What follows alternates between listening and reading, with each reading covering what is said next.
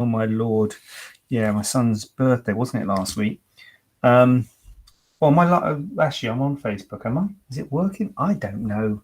You would think I would know, wouldn't you? You would think a man of my caliber. I'm thinking it's on. I'm thinking Facebook is on. We are on. We're a go. This is happening now. So, yeah, what are we? I tell you. Do you know what? Mercury's in retrograde, and I am not joking. I am seriously thinking of not operating while Mercury's in retrograde. I'm seriously thinking of just blanking those bits of my diary out when Mercury's in retrograde. I don't know if you're feeling it. It came to my attention a few years ago when a patient was talking about it. She was doing remote Reiki, which I thought, remote Reiki, Reiki, the thing with where they move, make their hands. But she was doing remote Reiki, so she could do Reiki from where she was to someone far away. I thought, oh, yeah, right. And she was talking about Mercury in retrograde and things, and I thought, yeah. But since then, things happen, and I usually do it in reverse. I usually think, oh, I wonder if Mercury's in retrograde. And more often than not, you look, and it is indeed in retrograde. And Mercury is currently in retrograde, and I have reason to believe, actually, today, I think I'm right. I haven't checked, but I think it's coming out of retrograde today.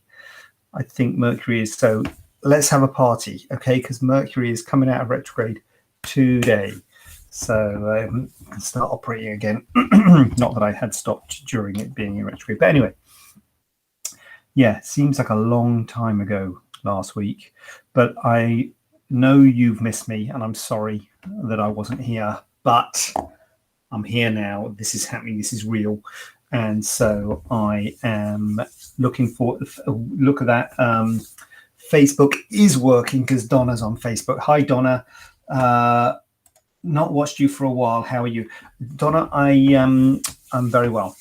I'm very well. And I wasn't here last week, but I was here the week before, and I have been here, I think. But nice to see you. So let's get into it. Let's get some questions going on. I've got a question here. If anyone's got any questions, chip in, because it is always nice to have a bit of interaction. So my first question is, well, not really a question, more a statement. Hi, Louise. Louise says, hello. Welcome back. Donna's got lots of questions. Get them in, Donna. Get them in, girl. I'm going to get cracking. Donna, you get your questions in, and anyone else can get their questions in if they so desire. So I'm just going to kick things off really with, can I have an areolar reduction if I already have implants? Yes, you can. So it is quite common for people to want to have something to the, colloquially it's known as the nipple.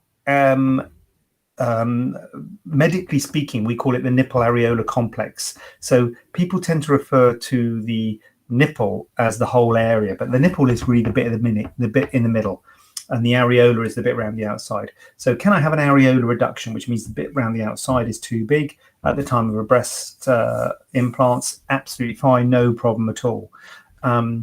So the two things that we do to the NAC, the nipple areolar complex, or at least the two things we commonly do, is an areolar reduction and an inverted nipple repair. So the areola is too big, or the nipple is not sticking out. So those are the two things that we do to them. And you can have surgery to your nipple areolar complex at the time of having breast implants, no problem at all. In my book, I think most people think, well, I don't know, but anyway, in my book, you can. The question, so that the answer to the question, yes, you can have an areolar reduction when you're having implants. The question often arises when you're looking at things like mastopexies and breast reductions, which are similar types of operations, and both of them require the nipple areolar complex to be moved. So in terms of an areolar reduction, now an areolar reduction is integral with a breast reduction or a mastopexy. So if you don't like the size of your areola, often when your breasts are very large, the areola is also quite large. So it is actually part of a breast reduction / mastopexy, and you don't have to ask for it. You can certainly talk if you're interested in having it a certain size. We can certainly talk about that, but it is actually part of a breast reduction or a mastopexy. The only issue, really, or the only controversy, I guess, is an inverted nipple correction with a breast reduction or a mastopexy. As I say, an inverted nipple correction is fine with a breast implants, but with a mastopexy or breast reduction, that is a little bit more dubious. And that is because you're moving the nipple when you're doing a mastopexy and a breast reduction. And when you move the nipple, you worry about the vascularity of the nipple, you worry about the blood supply to the nipple. So some people, myself included, are a bit worried about messing about with that nipple and doing a little inverted nipple correction. So I would actually be concerned about doing an inverted nipple correction at the time of a mastopexy or a breast reduction. And I would probably, well, not probably, I would advise you to leave it to later and have your breast reduction or your mastopexy, and then later on consider an inverted nipple correction if you wanted. So that's the only one where there's controversy, and that's an inverted nipple correction with a mastopexy or a breast reduction. So an inverted nipple or an areolar reduction with breast implants is fine, and an areolar reduction with a mastopexy or breast reduction is an integral part of the surgery. So we thought I'd expand a bit on that question, just give you a bit more value, a bit more background. Oh God, what's going on? Oh, hold on. I've got questions. Welcome back, lots of questions. Here we go, Donna. Donna 1. Oh my God, she's numbered them. 1. I am wondering if I have lipedema on my legs. I've asked a few surgeons, but no response. Okay. Jade's interspersed. Do you have clinics around the Kent area? So Jade, no, we don't. Well, basically the only clinic is in Birmingham, really. I used to do clinics in London, but it was just a bit too much to go London up and down from London. So all the clinic is in Birmingham. It's in Edgbaston in Birmingham, Jade. So all the patients come to Birmingham. I would say at the moment, but to be honest with you, I'm trying to consolidate my work rather than traveling around all over the place. So I haven't got any immediate plans to expand out. And if I did, it would be the London I would open up again. But which obviously would be better for Kent. But at the moment, Jade, it's just Birmingham, I'm afraid. 2. Oh, Donnas, so you had best be on the ball. 2 Donnas. So, right. Listen, Donna T, don't do 2 because Donna 1 has done, or is she calling herself Donna 1? Oh, I thought she was, oh no. Oh gosh. What's going on here? So is that part 2 of Donna Lambert's question, or is this Donna T's calling herself Donna 2? 2 Donnas in the, I don't know if we can cope with 2 Donnas. I don't know if you can. Prima donna is enough. Donna Lambert, would you recommend anywhere to research properly? Are you talking about lipedema again now? Hi, Donna. Donna, if you're talking about lipedema, there is a surgeon called Anne Dancy who works in Birmingham who does a lot of work with lipedema, and it is really her thing. She's taken it on and run with it. So I would recommend at least looking Anne up because she has really focused a lot of her work on lipedema. So that would be my advice, Donna. And it's not something that many surgeons have a huge experience of because it's not a very common problem.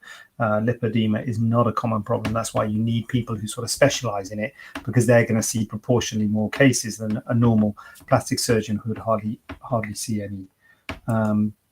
Would you see someone for a thigh lift if they were having investigations on an arm issue? 10 MPO arm lift. 10 MPO? Excessive lipo, some nerve damage and lymphedema in one being dealt with now. Or how long would you expect to wait before beginning thigh lift treatment? Thanks. 10 MPO. What I'm getting from this, Donna, is correct me if I'm wrong, but I think what you're saying is you've got a problem with your arm lift. You've had excessive lipo and some nerve damage, and now you've got lymphedema. And so the question, correct me if I'm wrong on this. So the question is, would you then go on and do a thigh lift if you're having investigations for problems following an arm lift? the answer to that, Donna, is I probably wouldn't. And Donna, if I was you, I probably wouldn't want to take on the risks with an arm lift, because all this surgery has risks, as you know. Sorry, I wouldn't take on the risks of a thigh lift, as you know, because you're having the problems with with your arms. So no, if you're in the middle of healing from your arms and you've got lymphedema and nerve damage, I wouldn't advise you to have a thigh lift, because you might get lymphedema and nerve damage with your thigh lift, and then where would you be? Arms, legs, that'd be in a pretty bad way. So I would say no, Donna. I would get the arm sorted. Oh, 10 MPO, 10 months post-op.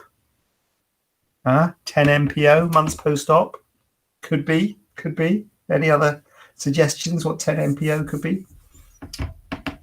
Anyway, yeah, and again, 10 months post-op isn't much, Donna. So no, I wouldn't do your thigh lift. Is it me, or is this desk creaking? Oh, I can't make it creak now. Anyway, so when I do that, it doesn't creak. When I do that, it creaks. Okay, whatever. Work, push on, professional. Yeah, that's what we do. Donna 3. Is it common to have fluid build-up in lower back after 360 body lift, 10 MPO? So Donna, are you saying you've had a 360-degree body lift and an arm lift at the same time? I had lipo there too, but above the V-scar? Seems like a fluid build-up or fat build-up, but I was under the impression you were more likely to gain fat in other areas post-lipo rather than the same area.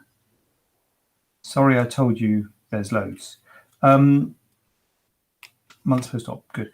So MPA, okay. Well, Donna, crikey. So you've had a 360-degree lift and an arm lift. You've got lymphedema following the arm lift and nerve damage. And you've got, I'm not sure where the V-scar is on a 360-degree body lift. It's usually a circumferential. Is it the front V? Do you mean sort of above your arms? I don't know where the V would be. Anyway, we'll gloss over that. Fluid build-up or fat build-up. So at 10 months, at 10 MPO, Donna, I would say that it may well be fluid. I mean, a 360-degree lift is a huge op. And so, here we go. Lower back buttock lift part of it equals V-scar. There you go. You know what, Donna? It's hard. This stuff is really hard for me to talk about, because you need to talk to your surgeon. What's your surgeon said?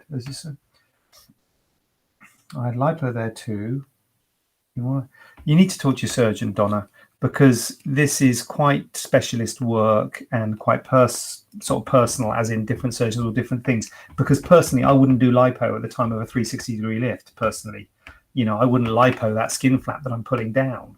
So you're saying you've had lipo at the time of your lift. So I wouldn't actually do that. But and the other thing I would say is, when you're doing a 360, when you're going all the way around front and back, you've got to remember they're working against each other. The back, if you make the back really tight, that's putting tension on your front. If you make your front really tight, that's putting tension on your back. So when you do a 360-degree lift, you focus on the front. The general rule is you focus on the front. You get the maximum from the front bit of the tummy tuck, because that's the bit you can see. You can't see the bit at the back, so you always focus more on the front than the back when you're doing a 360-degree lift. And so there might be more fullness on the back. There might not be quite as much taken off the back. Well, there's definitely wouldn't be as much taken off the back than there would have been off the front, because you're always trying to maximize the result from the front, because they two work against each other. You can't maximize the result on the front and the back, because otherwise, what position, if you want to do a maximum removal of tissue from the back, you'd be arched back like that, which would be loads of tension on your tummy. So you usually come out with a 360-degree lift bent forward, and so you've got to be careful about how much you take off the back, because obviously if you take too much off the front, you can't close the back and it'll open up. So it's really hard because it's up to your surgeon what they've done. But as a general rule, I would take less off the back than the front. So there might be a bit of there, but 10 months post-op, I would say it might well still be swelling, because 10 months it's a long time, but a 360-degree lift is such a big op. It can take an awful long time for everything to fully settle. What have we got here? Lower back buttock lift part of it equals V-scar. Okay, thank you. Sorry, I had a lot I had a lot. My surgeon isn't amazing at responding. He does the 360, but it goes down into the middle of the buttocks. He's damaged my arm and not helping, so I'm unable to go back. Seen Dan Marsh and Manu Sood in person to get advice, and quite a few online in Karen's support group. And I don't mean the nerves or lymph tissue. I know that's a risk, but I had too much fat removed from my arm, which has caused issues, confirmed by 2 surgeons. Makes sense. Yes, well, you've seen good surgeons there, Donna. Dan Marsh and Manu Sood are both fully trained plastic surgeons. So you've done well seeing those 2. They're both well-known surgeons. So that's good. And I hope, and you can't beat an in-person consultation. And it is a problem, and it is a real problem with all this surgery. Donna, we're not trying to do things badly, but sometimes things don't work out well, and particularly with body contouring of the arms and thighs. So particularly arms, because you make that straight line down there with an arm lift. Personally, I do the same sort of incision on a thigh. I do a big straight line down the medial aspect of the thigh. And when you've got a circumferential thing, it is quite hard, because you have to take into account the circumference of the thing, of the arm. Let's just say arm. It works the same for thigh, but let's just work about arm. You have to take into account the circumference. So when you think, oh, I got all this, I hate it, I hate all this on my arm. If you just cut out and think, right there, I'm going to cut that and cut that, and you think I'm going to do a straight line between the 2, you'll get a shark bite. You'll take out too much, you get a shark bite, you get a contour irregularity, and taking out too much is worse than taking out too little. We're trying to make it perfect every time, but there's always a risk that you might take out too much, or you might take out too little. If you take out too much, it can look tight, the wound can break down, you can get problems, as you found, with the lymphedema, you can get problems with nerves, etc., and it can cosmetically not look great because the arm doesn't have a natural contour. The arm is supposed to be wider than the forearm, so your arm is supposed to have a natural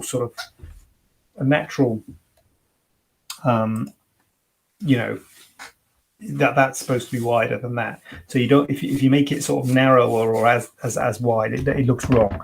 So it is a risk taking away too much when you do this sort of surgery. And as I say, I would be more worried about taking away too much than too little, because obviously if you take away too little, then people say, oh, I've still got this and you haven't done a good job. So you're trying to always make everybody happy, and you want to make it perfect, and we're always aiming to make it perfect, but it's hard. I don't know who your surgeon is, but I'm sure your surgeon was trying to make it right and do it properly. But it's very difficult if they have taken away too much. It's a very difficult problem, and it's a problem with the job. But they should be. You look at, what did you say? They're not very good at looking after you. They should really be looking after you. Your surgeon should be trying their best to help you out with this, and it is difficult. You've had to go to other surgeons, etc. And also talking to me about it now, it's really best if if the guy that you did it with would help you out, because that's a big op you've had there, Donna. 360-degree lift and arm lift is a big combo. I really appreciate your advice and comments. Thank you. Manu has been amazing. I'm under his care for my arm at the minute, but I barraged him with questions when I saw him, so I felt bad asking irrelevant area questions. That's exactly what Manu said. The contour is shocking. It's skin on muscle. Oh, crikey. My arm looks like a drumstick. Upper arm's smaller than my wrist. Yeah. Oh God. They were trying to do it right, weren't they? They were trying to. Yeah. And that is a problem, Donna. And that is a problem with, as I say, with this surgery. And it's something that we work hard at, because you don't want to think, oh, I'm going to make this person happy and take a big bit of the arm off, because if that happens, then that is bad. And I'm sorry that's happened to you, Donna, and I'm glad that Manu Sood is looking after you. As I say, he's a very well known, very well respected surgeon. I trained in Chelmsford, where Manu Sood was there when I was there, and it's a brilliant unit, really brilliant. So sorry, taking that listening attentively to your other questions. No, Donna, I'm sorry you're having problems, and good luck with everything, and give my love to Mr. Sood. If he remembers me, it'd be lovely to say hello. So How much does uplift cost roughly? Oh God, does anyone know? Is anyone on who's had an uplift who knows? I don't know. Roughly, I'm going to say £6,000. I'm going to say roughly, Toby. £6,000, Toby. I don't know is the answer. And certainly with me, it depends on which surgeon you see and things like that. But I think it's more than 5 and less than 10. If that helps. Do you have to have scarring? Yes, Toby, you have to have scarring with an uplift, I'm afraid. If we could do, yeah, there is a way. So we're on Instagram now, Facebook, if you're wondering who I'm talking to. I'm talking to Toby. Is there a way to avoid anchor scar? Yes, there is a way to avoid anchor scar. So an anchor scar goes round the nipple down and also in the fold. And a lot of people, well, no one likes it, Toby. No, if you said to anyone, do you want that scar? You know, I've got do you want that scar, or do you not want the scar, or do you want less scarring? Want less scarring, or do you want more scarring? Everyone's going to go, well, I have less scarring, please. I don't want that scarring. And that is the problem with the breast lift. A breast lift does give scarring, and the scarring is on the front of the breast. Different to a breast implant where the scarring under the fold here, so you can't really see the scar when you do breast implants. And the reason for the scar being more obvious is because you have to move the nipple when you do a breast uplift. An integral part of a breast uplift is moving the nipple. The nipple's in a low place and it moves up to a high place, and anytime you move the nipple, you got to make a scar around the nipple. And so that means you've got to have a scar around the nipple. So every way you do a breast uplift, you've got a scar around the nipple. So that's a given. You can do it with just a scar. So you can avoid an anchor lift. So an anchor lift is round the nipple down and in the fold. So you can have what's called a lollipop or circumvertical, which is around the nipple and just down. So you avoid the horizontal. And you can have a circumareolar, so-called Bonelli lift, where you just have it around the nipple. So they all have it around the nipple. That you have to have it around the nipple because the nipple has to be moved. And then the question is how much more you have. In addition to that, you can have it with a straight line down or an anchor. And the bottom line is, Toby, the more scarring you have, the more skin you remove. So the more of a lift that you get.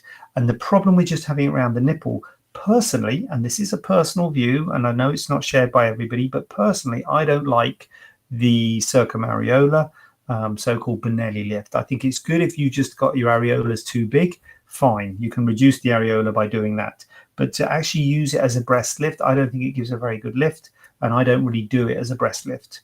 The scar is quite puckered because you're taking a donut of skin out and you're cinching that donut in, and it just it flattens the breast. It doesn't give a great shape, and I don't particularly like it, and I can't get good results in my hands. So therefore, I would pretty much always put that vertical scar in. So you would always have the lollipop. Particularly when you're doing a lift and implants, I often will do the lollipop.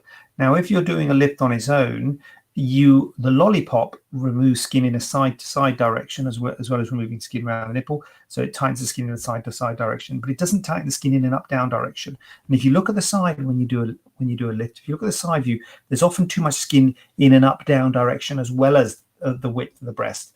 It's often too much skin if you look at the side view. And so what happens to that skin? Well, what you do is you pucker it with that vertical scar. So you pucker it up and you pull it up and you cinch it up to make it as short as possible. Now, in my experience, you often get rucks and folds, particularly at the bottom of the scar, dog ears. And so I will often convert it to a short T. It's not a full anchor, but it's a short T, little scar in the fold, just to take that little bit of skin out in the up-down direction. So I think the best results from a lift, in my hands, a lift on its own comes with a short T. If I'm using implants, then the implants themselves will take up some skin. So there's perhaps less skin to take up when you're doing a lift with implants. So I might not do the horizontal extension, and I might just do a circumvertical. But I would normally warn people there might be a little horizontal extension just to get rid of that little dog ear at the bottom. So, yeah, if you don't want the scarring, I don't know of any other way of doing it without the scarring, particularly, around the nipple and down, which is the more obvious one, to be honest with you, because that's the thing about the horizontal. The horizontal one you can't see usually, so it's the least obvious of the lot. So, being able to avoid the horizontal scar is less of if you could avoid one of the other two scars, it would probably be more favorable. How long do results of the uplift last? Thank you for all this information. So what I normally say to people, Toby, is it resets you back to a better place, but it doesn't lock you in that place forever. So you will continue to age from that point on, from the day of surgery onwards. Your breasts won't stay there. First of all, they start like that and then they settle. But even when they settle, they do still, they will droop over time. Now, the thing that you can do to accelerate that is weight fluctuations in children. So I always tell people to avoid weight fluctuations in children after having a lift, because if you do either of those things, put on and lose weight, stretches the skin, or have children, the skin stretches and then it droops again. So those will accelerate it. So if you don't put on and lose weight, how long will it last? I don't know, Toby. 10 years? I don't know. I'm guessing. It just resets you back to a better place. But if you hadn't had the surgery, in 10 years' time, you would have been worse than you would be if you'd had the surgery, because it's reset you back and then you age from there. Whereas if you hadn't had the surgery, you would have aged from your sort of droopy position to 10 years. That makes sense? So it's so I think of it more of resetting the clock back and then you carry on aging. Obviously, if you don't have surgery, you'll carry on aging anyway. We can't stop aging. We just have to try and, bring you back to a better place, but then you'll carry on living and aging from there. I'm 26, size 7, 34 E-boobs, and want a really high full look. I don't want implants. I don't want kids either. So the first thing is you're a difficult case, Toby, because if the bigger your breasts, the more they'll be acted on by gravity. As I say, it sets you back to a better place, but then they will droop over time. The bigger they are, the more they'll droop over time. So to give you a more long-lasting effect, you would have a reduction. Now, that would obviously make your breasts smaller. Now, you might say, I don't want breasts to be smaller, in which case, fine, don't have a reduction, just have a lift. But you'll have a heavier weight of breast that will be acted on by gravity, and so they will droop over time. The other thing is you've got to be really careful, Toby, whoever you speak to in terms of having surgery, to be realistic about the results you can expect to get, because obviously you want a full high lift because you're having an uplift, and obviously by definition you want them fuller and higher because that's what an uplift does. The problem in my experience is a lot of people have in their minds what a breast implants can do. So breast implants can give fullness up into the upper part of the breast, which stays there. The breast uplift, when you're not using implants, it doesn't stay there. So it's there when you first have it done. They're up there and you think, happy days, I'm really happy with this. But then over time it settles. And so you've got to be prepared for that settling. And what I always say is a more natural shape. So this is out of a bra. You can wear bras and push them up and do all sorts, which you can probably do now. But out of a bra, when you've had an uplift, there is often a bit of a concavity in the upper pole and it does settle. So as I say, I would call it a natural look, but it just be a bit wary when you're saying, I want a really high full look. It's really hard / impossible, I would say, to get a really high full look with an uplift without implants. So it is something to bear in mind, that it may not be as high and as full as you'd like. It's basically what I put to you. So you might be paying thousands of pounds, because I often see people say, I've had an uplift and I need another one because it's like drooped and I need another one. It's terrible. And I look at it, I'm like, that looks all right to me. And I think they weren't counseled before the uplift as to what could be achieved, because I'm like, that's a good uplift. That's what uplifts look like. And they've got in their mind what implants look like with having breasts up here. I'm like, you can't do that with an uplift. So Louise is on the Facebook, and then we've got Laureen on the Instagram. What's the risk of developing a keloid scar on a breast lift? Very rare, thank goodness, Louise. So it's very rare to get a keloid scar on a breast lift. Now, there's a couple of things which will increase your risk of getting a keloid scar. One is your skin type. So it's more common in Afro-Caribbean skin types. It's more common in certain areas. So when you have a scar in your sternum, on your shoulder, those, they call it this sort of cape area, that's a higher risk of getting a keloid scar. The breast uplift scars are not a common place for a keloid scar. The other thing is if you've got a history in your family of keloid scarring, or in yourself, if you've got a keloid scar elsewhere on your body, you're increasing your risk of keloid scarring. And the other thing is delayed wound healing will increase your risk, not so much of keloid, but hypertrophic scarring, which is the same sort of thing. It's on the same spectrum. And particularly at that T-junction, you can get delayed wound healing, you can get wound breakdown. It's the tightest point, so it often takes a while to heal. And so that might get hypertrophic, maybe not keloid, but hypertrophic, which is red and raised. It usually doesn't matter so much because it's sort of hidden underneath there, but that is a risk that that scar might be a bit more red and raised than we'd like. But as I say, the breast tends to fall on it, and it doesn't end up being too obvious. But that is a risk. Laureen had a tummy tuck nearly 2 years ago, and the scar seems to have sunk in slightly, making a bulge above and on pubic area. Can I get this fixed? Yes, Laureen. That is, that's a problem with scars, that they can pucker in and make the bulge look above higher. Yes. So yes, Laureen is the answer. I don't recognize your name. If you are my patient, by all means come to clinic and we'll talk about it. If you're not, I would say go to your surgeon to talk about it, because I'm sure he or she would be happy to have a look at it. Broadly speaking, probably depending on how you are in terms of your weight and the abdominal contour, probably the easiest way to fix that would be to do like a mini tummy tuck, which would be to revise the central part of the scar and bring some fat over it to try and get a bit of fat underneath the scar.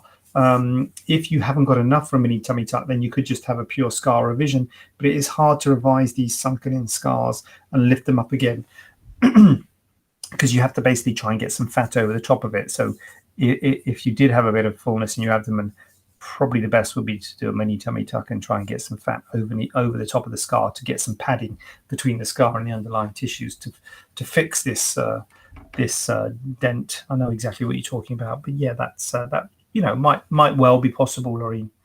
Toby says size 8. To stop that, would you recommend an implant too? I wouldn't necessarily say I'd recommend an implant, Toby, but yes, basically. But if you're an E cup, I'm not sure whether you want an implant. Do you want to be bigger? That's the main thing I say to people. Do you want to be bigger? If you don't want to be bigger, I wouldn't take on an implant. I would say my advice would probably be I would accept the shape that you can get with a lift with a lift on its own. I would accept that shape and move on. And if you didn't accept it, you could always have implants later on. Now you could have a lift in implants, but it would increase the risks. It increases the complications, and it makes your breast bigger. Neither of those, neither / what do you say for neither, for more than two things? None of those things you want. So I would think about that. I wouldn't necessarily recommend having implants, Toby, but it would be a discussion to be had. And then the other thing you get into, I keep on meaning to write a blog about this because I get asked it so often. The other thing you think about is some people talk about reducing the breast. So let's say you're 34E or whatever, I can't remember what the number was, but an E cup, and you're happy being an E cup, but you want the fullness up there that an implant can give. People talk about doing a breast reduction and then replacing the volume that they've removed with an implant. So you end up the same size, but the shape's better because you've got implant in there. Plus minus technique, or I've got to be honest, I don't like it. I don't like it. I don't like it. I don't like the idea of taking out healthy breast tissue and replacing it with implant. But it is a thing, and some people do like it, and some people do it, and people talk about it and have presented work on it and that stuff. So there are people out there who think it's a good thing. So, and there may be a market for it, and people like yourself, if you're happy being an E cup and you don't want to be bigger. My advice would probably be avoid an implant if you can. I use a lot of implants, but if you can avoid an implant, I would. That would be my advice, not Rory, Toby. So do you not do that? I mean, I don't advise it, Toby. I don't advise it. I don't, never say never, but I just quite open about how, what I do and what my principles are and things, and I'll do what's right for the patient. So we'll have a discussion, but I'm not a great advocate of it, shall we say. So, I know other people have done this. Yeah, there you go. I mean, it is a thing. It is a thing to reduce breast. It just doesn't sit well with me, reducing natural breast tissue and replacing with implant, but that's just me. Maybe I should get over it and do what the patient wants, which I will do what the patient wants. But I just that's my view. I would say, look, it depends on you might be happy with the shape of the lift, but you might not. Do you do online consultations? Yes, I do, Laureen. I do, and you can book them online, Laureen. But yes, I do. Go to the website, staianoplasticsurgery.co.uk, and you can book an online consultation or give us a ring and we can sort one out. Usually do them on Thursday afternoons. What's the risk of chemo? Kimberly's in the house. Hello, Kimberly. Long time no see. Hope you're well. It's 6 weeks today since my operation. When can I wear a proper bra? Is it 6 weeks, Kimberly? Who'd have thought it? It's 6 weeks. Who's that outside? You see it? You can wear a proper bra now, Kimberly.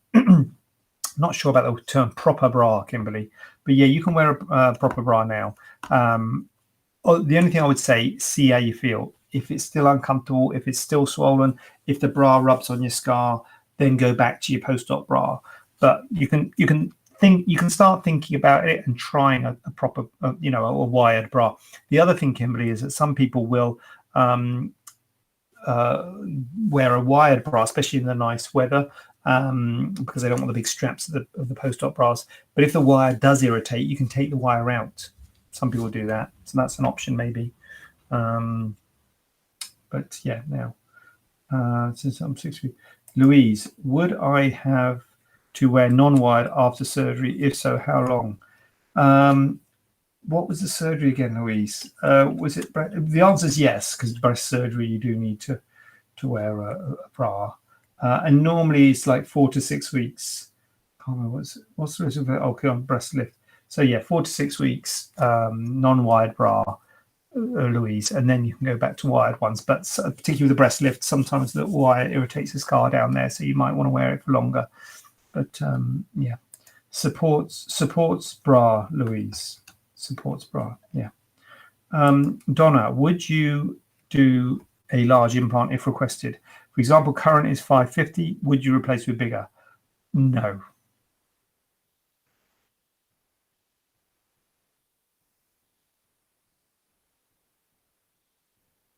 No, I wouldn't, Donna. I wouldn't do bigger than 550. I think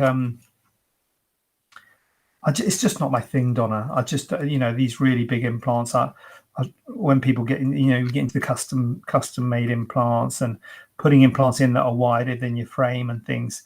I just can't make it look good. So it's just not my thing. So no, I do sometimes get people who want 800 cc's, 1600 cc's. We've had people wanting really big implants, and no, I wouldn't, Donna. So yeah, sorry about that. Kimberly, hi JJ, hi Kimberly. YH, not sure what YH is. Wired bra, you mean? Yeah. Okay, Brill, thank you. I'm off bra shopping Thursday. Go for it, Kimberly.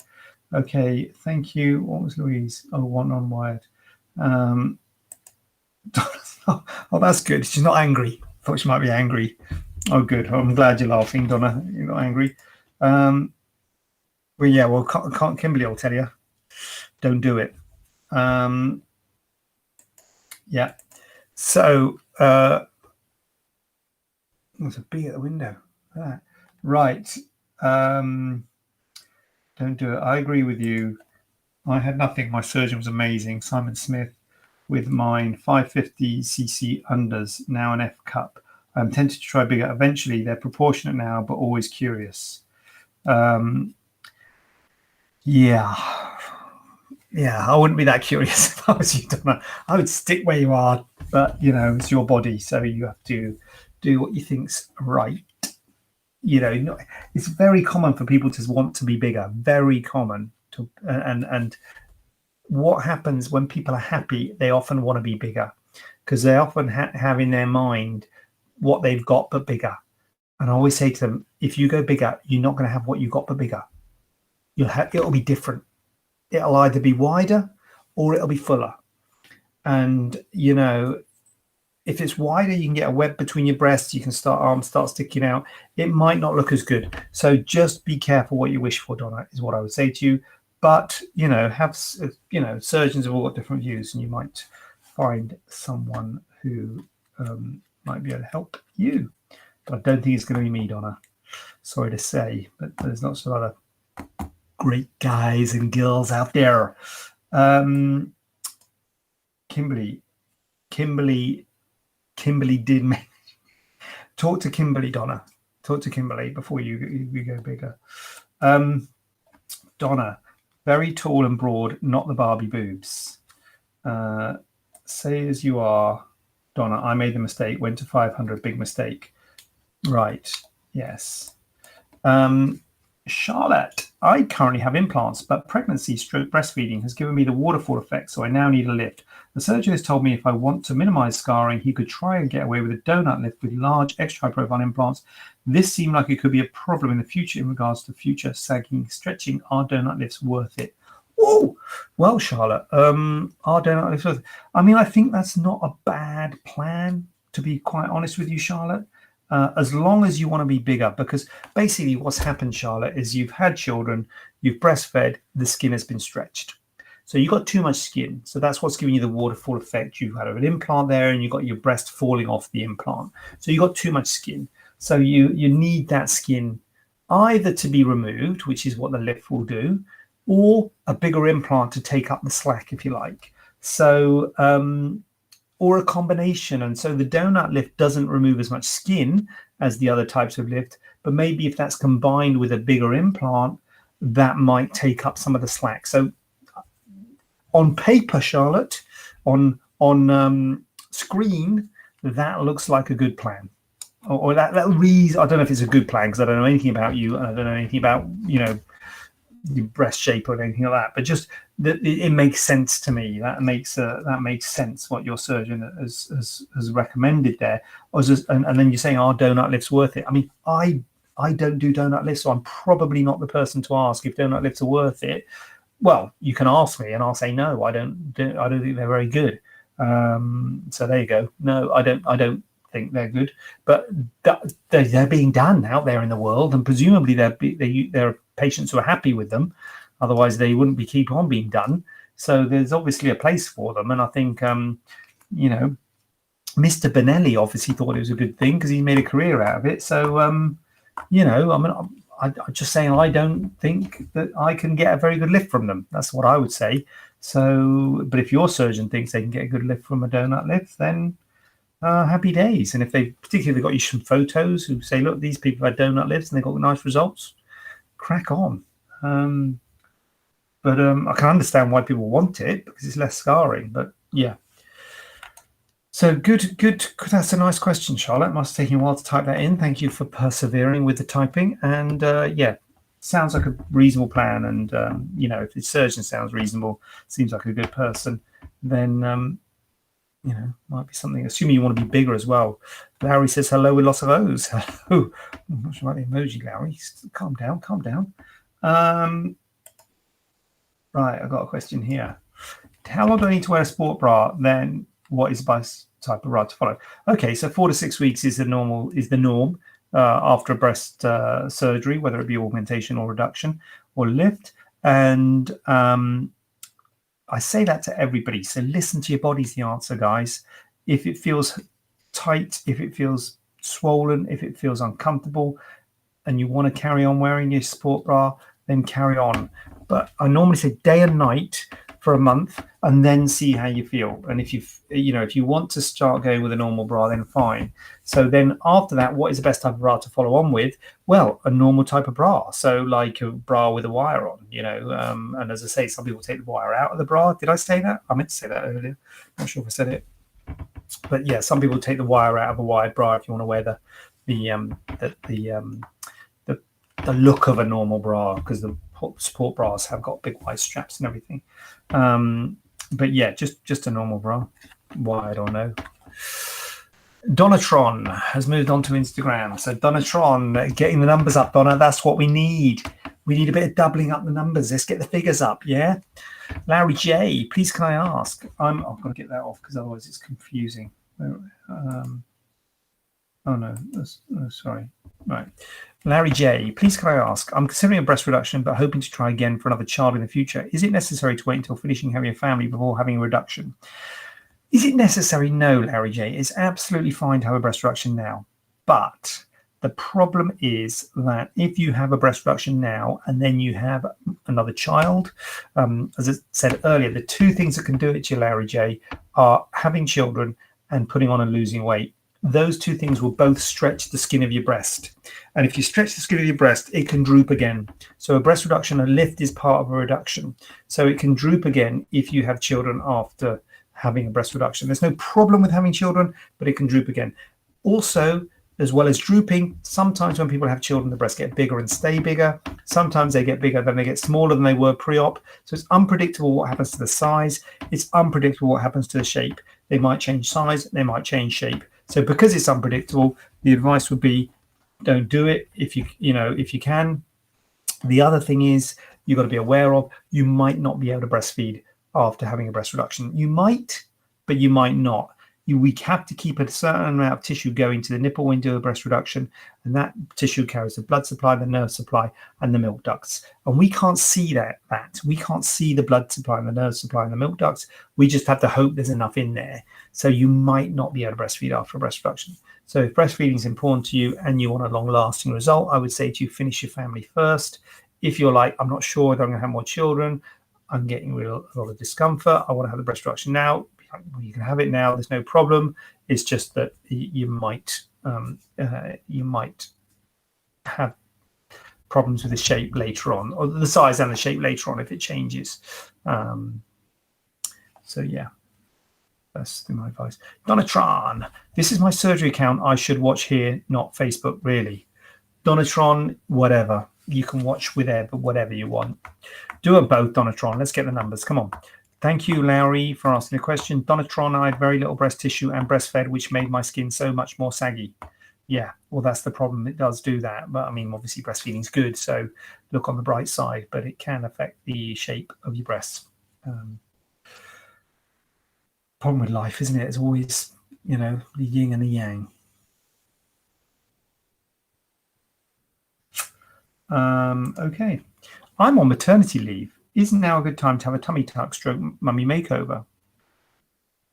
Well, it was very common for people to want to have tummy tucks and mummy makeovers when they're on maternity leave for two reasons. One, they've obviously just had a child, so their skin will have been stretched by the child. So they're obviously thinking, oh, God, I need to have the skin tightened. But also because they're off. And it's usual that you're off for a year with maternity leave. So I can totally understand why people want to have it while they're on maternity leave.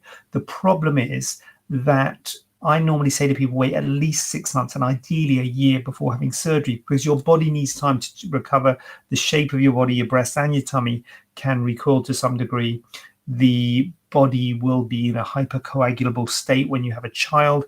So it's increasing your risk of DVTs and clots in your legs, which can fly off into your lungs and cause extreme problems. So you really need to reduce that. So you need to wait a certain amount of time after having a child. And I would say personally, the minimum is 6 months after having a child before I would consider it. The other problem is you've obviously got a small child. So, you've got a 6-month-old child by definition. So you've got to think about looking after the child. So, usually around a year it's better because the child's walking and maybe a bit more easier to manage, although obviously the child will be heavier. But I normally say a year is better, but people often want it before then because their maternity leave is going to run out, etc., which I totally understand. So it's about balancing it really and doing what's right for you. Hold on a minute, what's going on? Our donut lift's worth it. So Charlotte's got here. Charlotte's got a mum with her, and mum's asked to send in a question. So Charlotte's doing a question on this is Charlotte's mum asking this question. So Charlotte's mum's had breast augmentation surgery twice, both times developing severe capsular contracture. She's having the surgery for a third time and is having the implants under the muscle this time, but the surgery is putting in textured implants to try and minimize the risk of capsular contracture happening again. If someone has had it twice already, are the chances of it happening a third time pretty high? Charlotte, tell your mum, yes, they are. The risk goes up every time, Charlotte, and that is the vicious circle with breast implants. And that is the problem with capsular contracture. The capsular contracture is scar tissue around the implant. And every time we do surgery, we create more scar tissue.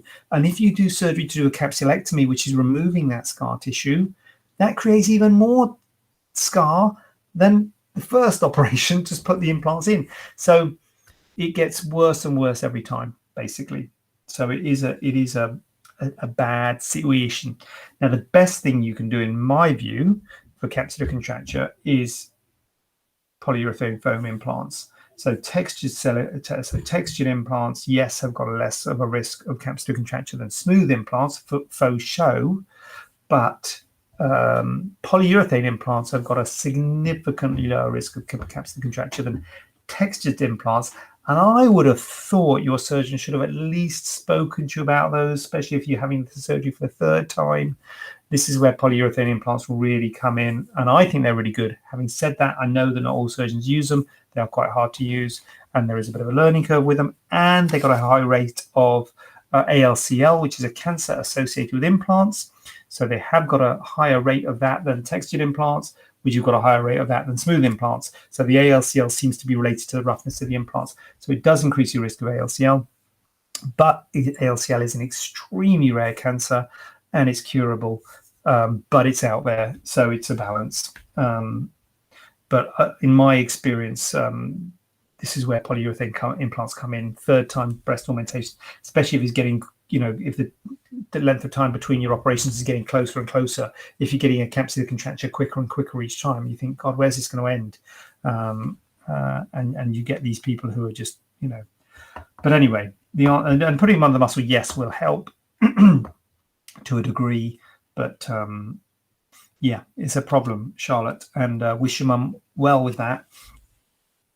And I would at least think about polyurethane foam implants, or at least ask the question for a third time surgery. But it may be that your surgeon doesn't use them or whatever. But I think we have we're supposed to tell people about all the options, so that is an option. Good question, Charlotte. Well done, you. 2 nice questions there. But hope everything's all right with yourself and your mum. Here we go. Can I go on holiday 10 days abroad 10 days after surgery? No. Well, can I? Well, you can, I guess. No one's going to stop you at the border. No one's going to say you've had surgery. You're not going to have a surgery scanner, So you can, but I wouldn't. 10 days, that'd be ridiculous. I guess it depends on the surgery. I mean, if you have a mole removed from your, from your arm or something. But even then, to be honest with you. So I guess it doesn't depend on the surgery, actually. No, it doesn't depend on the surgery. No, I wouldn't go abroad. I would not go on holiday abroad at 10 days after surgery. Early days, risk of infection, risk of problems, wound problems, all sorts. My normal advice is 6 weeks is a minimum. But as I say, if you have to, if something happens, if your father's ill or your mother's ill or your brother's ill, you can go. They're not going to stop you getting on the plane, so you can do it. But if you ask the question, can I? I would say I would advise you not to. Charlotte's back in the house. Thanks for answering our questions. It's nice to have a live surgeon to answer these. Another one: are drains really necessary? Some use, some don't. Good question, Charlotte. And it just shows you, doesn't it? It's the thing with plastic surgery. Everybody, everyone's got different views. And as a general rule, Charlotte, we're moving away from drains. So we are moving away from drains. And certainly for most breast surgery, I've moved away from using drains. It's just for the bigger breast reductions I use it. And I do still use them for tummy tucks. Patients don't like drains, fact. If you offer a patient a drain or not, particularly if they've had a drain before, they will say not. It's not a nice thing to have removed, and it's all a bit like, So are they really necessary? Well, that, obviously people who don't use them think not. People who use them think they are. I think we will move away from them. I am moving away from them. I'm trying to quilt down, not trying, I am quilting down my tummy tucks, so trying to get less drainage. But I'm not there yet with my tummy tucks and my bigger breast reductions. I am with everything else. I do think there is a bit of a dead space. I do think they reduce the risk of seroma, which is wound fluid coming. So I do use them for some operations, but it's a discussion to be had. And I don't think if your surgeon's using them, he's wrong. And I don't think if he's not using them, he's wrong. There is a camp in the plastic surgery world going both ways, and there are some very good surgeons who use them, very good surgeons who don't use them. So yeah, as I say, things like breast augmentations, breast lifts, breast lifts with implants and things like I don't use them, but bigger and smaller breast reductions, I don't use them. But I hope that's helpful. So Charlotte's got some good questions, hasn't she? Another one, lol, sorry, I use sunbeds. Not good, Charlotte. I'm not going to condone that. I don't know what condone means. Does condone mean support it or go against it? I'm not going to support it. I don't know. So maybe I'm not going to support that, Charlotte. Do not support the use of sunbeds. It's bad for you. I'm wanting to have a lift/implants replaced. How long do I have to stay off the beds? Can I just tape the scars and still go on them? Yeah, Charlotte, just tape the scars or wear a bra. Yeah. The problem with the problem is getting a tan on the scars while they're active, which is usually the first 3 to 6 months. So for the first 3 to 6 months, you don't want to get a tan, whether that be on a sunbed or in real life.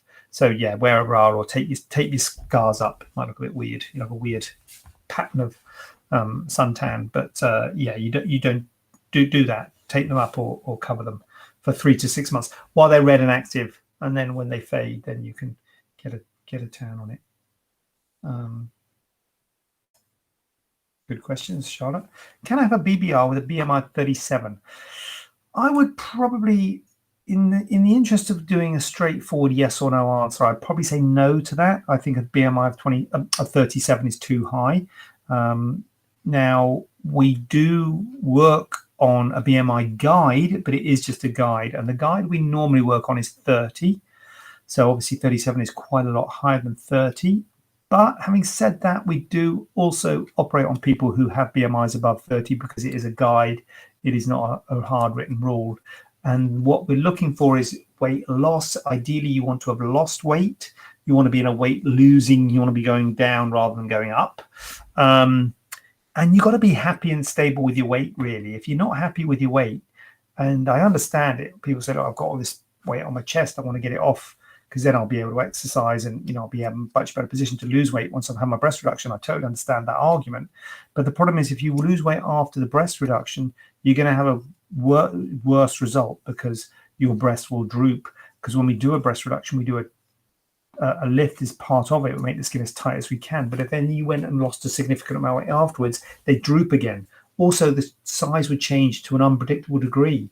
A lot might come off your breasts. None might come off your breasts. It's unpredictable how your breasts change size when your weight changes. So you'd have an unpredictable weight effect on the size, an unpredictable effect on the shape, and you've got a higher risk of complications with a BMI above 30.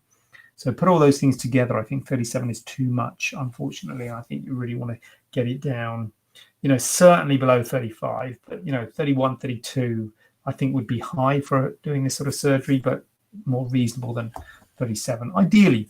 And the other thing is, if you want to lose weight, even if your BMI is below 30, I would always advise you to lose weight first, even if you've got a BMI 28.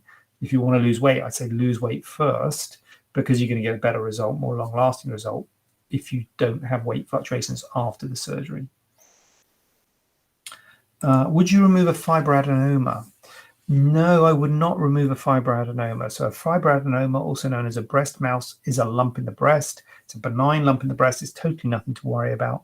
But if you have a lump in the breast, you would need to see a breast surgeon, which is a general surgeon. It's a subspecialty of general surgery is breast surgery. So I'm a plastic surgeon. So my title would be plastic surgeon rather than breast surgeon, although I pretty much only do breast. But I do cosmetic breasts, and I do, in terms of cancer work, I would just do reconstruction. I don't do any of if someone has a lump in their breast, they don't come and see me. Well, you can come and see me, but if it's not your implant, and if it's a lump of your breast tissue, I will refer you to a breast surgeon, a different type of surgeon who deals with lumps in the breast, they do the biopsies, they do the investigations, the scanning, and all that sort of treatments. And if you had to have the lump removed, they would do it. So they would remove the fibroadenoma. I wouldn't go removing breast lumps, whether they be benign or malignant. That would be a breast surgeon. And then if it came to reconstruction, I would be involved in the reconstruction, but not in the excision, not in the removal of. I know it's confusing. I had Silimed breast implants. So in 2012, I had breast augmentation with Silimed breast implants. I've recently found out that they have been discontinued and wanted to know if I should be worried. No, you should not be worried. You're absolutely right. Silimed breast implants have been discontinued because there was a problem in the factory in America. So Silimed make polyurethane foam implants, or used to make polyurethane foam implants. So there used to be two companies, Silimed and Polytech. But as this patient rightly says, Silimed no longer exist, and now so there's only one company that make polyurethane implants, and that's Polytech. So Silimed was a good company. They made polyurethane implants as well as silicone implants, and they were one of the few companies, one of only 3 companies to have approval to do make implants in America. And they had a factory in America which were making silicone implants, not polyurethane implants, silicone implants. And they found that there was an increased level of silica from the implants and also of cotton on the implants. The inspectors of the factory found these levels were unacceptably high, and they basically ended up shutting down the factory. They lost their FDA approval to make implants in America, and they subsequently went down basically as a company. Now, the advice was there's no problem with the implants. There's no need to have the implants removed. There's no particular problem with them. And there's nothing to worry about. So it's, yes, I think they were good implants.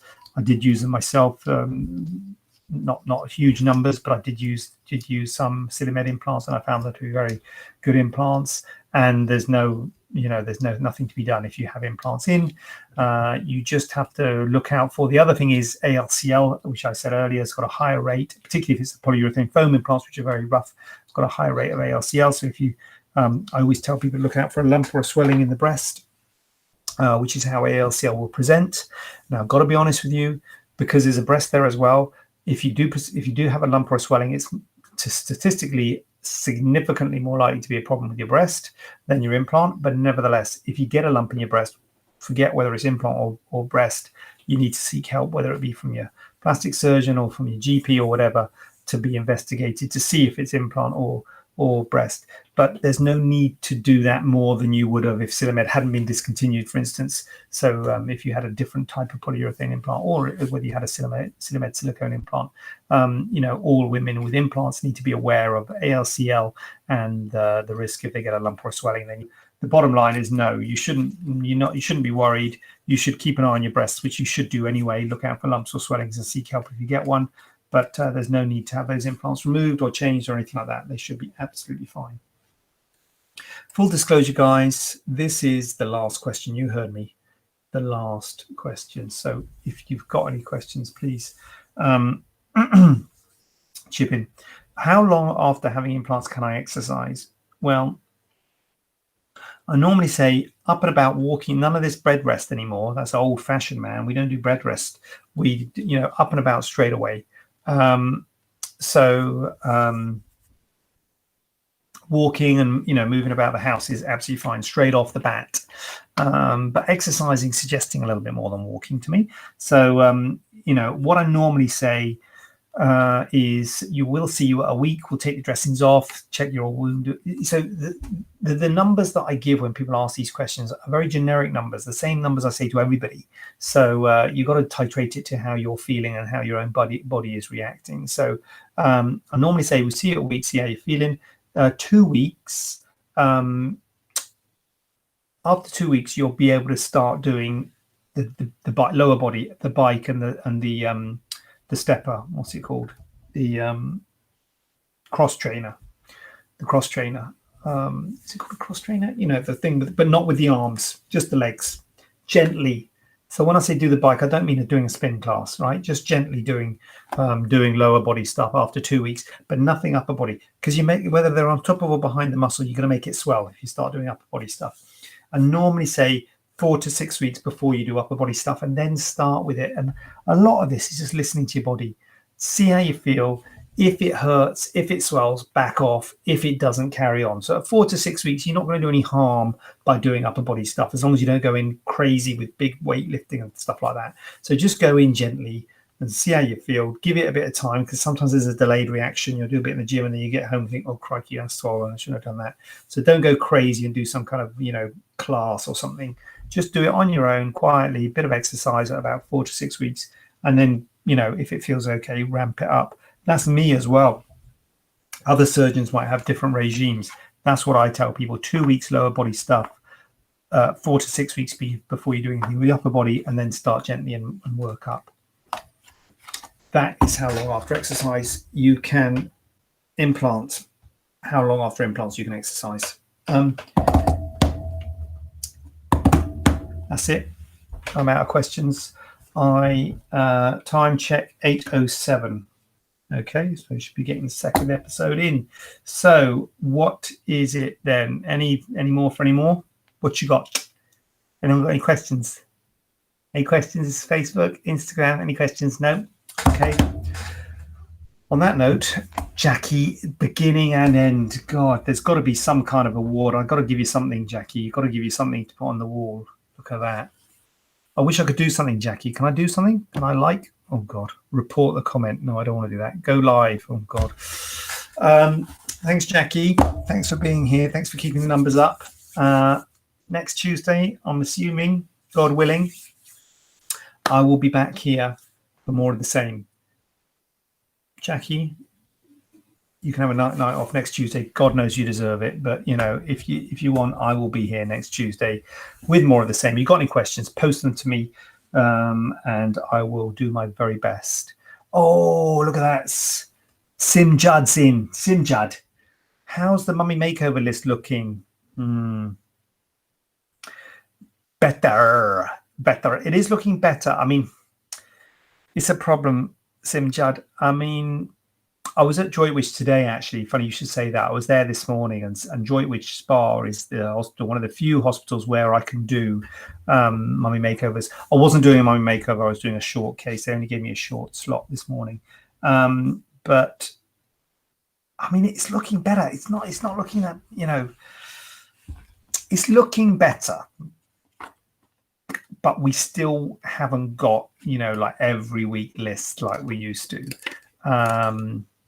We're a little bit limited. We've also got Parkway. So Droitwich is the main place. We've also got Parkway, but there's a bit of an issue with Parkway in terms of liposuction. We're limited how much liposuction we can do at Parkway, so that limits the cases we can do at Parkway. So the answer is coming back, Simone. Are you on the waiting list then? So if you're on the list and we haven't contacted you, please give us a ring or message me on Instagram or something and just say what's going on, because I'll get them to have a look what's going on with you. And because I know that there's been a lot of people from the lockdown period who, particularly with the mummy makeovers, have been waiting, but it's looking better. We are definitely doing them again. So obviously for a period we weren't doing them. So we're definitely doing them again, and we are definitely getting dates. So we're getting quite a lot of dates at Parkway, although as I say, we're limited in terms of the liposuction at Parkway. Droitwich we get fewer dates, but we're not limited so much as to what we can do there. So it's looking good, and hopefully we can get dates for people relatively soon. And if we haven't, actually, Simone, don't bother messaging me. We can message me, but I'm going to make a note that we should look at you and say, why haven't we told you? Because it's a bit bad that you're coming on here asking me. We should have told you, shouldn't we? So I'll do it on my phone, which is there. So Simone, I'll get them to get in touch with you tomorrow and say, this is what's going on. But it is looking better. I mean, not that we've got loads, but we are starting to get them through now. So hopefully we can start dealing with the patients who are on the waiting list. But thanks for asking. Thanks for that, Simone. I will get them to do that tomorrow. If I don't, come back next week and say, you told me you were going to get them to do it tomorrow, and humiliate me live on TV. No, don't do that. No, but I will. I'll do that tomorrow. Good. Christ, I've got to remember that now. Right, good. Right, okay. So, any other people waiting for surgery? We've not heard anything? Anyone else? No? Good. Just Simone. Right, okay, good. So, see you next week. And Simone, I'll get my people to call your people tomorrow. I'm going to check out of here. If that's all, checking out. Good night. God bless. See you next week. End the video. Share to IGG. What happens if I click this button on Facebook? What happens? God, what's happened there? Oh. Anyway, don't know why I did that. Okay, Facebook, I will see you next week.